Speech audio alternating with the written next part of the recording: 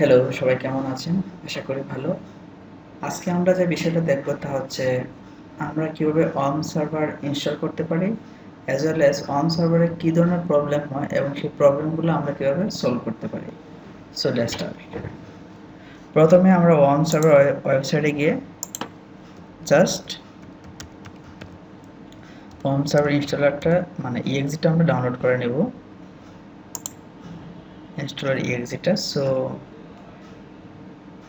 আমরা worm server ওয়েবসাইটে যাচ্ছি।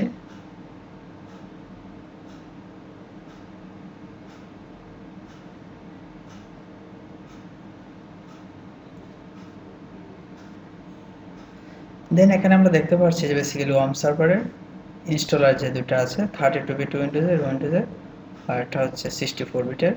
সো আমাদের বেসিক্যালি আমাদের ডাউনলোড করা আছে, আমরা সেই যেটা ডাউনলোড করা আছে সেটা দিয়ে আমরা ইনস্টল করে ফেলি।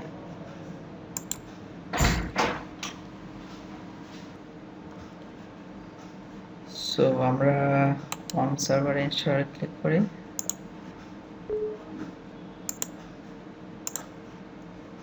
দেন হচ্ছে next create a shortcut text then install.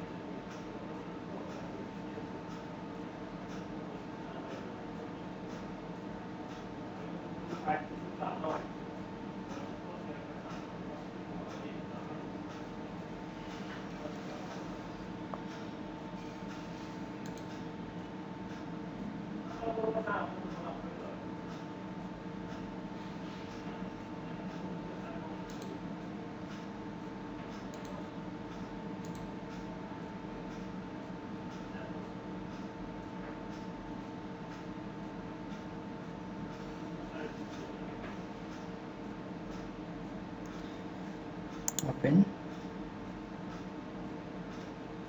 and allow, just next, finish.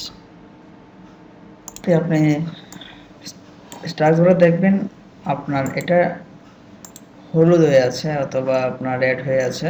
So আপনি এই ধরনের প্রবলেমটা কীভাবে সলভ করবেন সেটাই আমরা একটু দেখব। যে বেসিক্যালি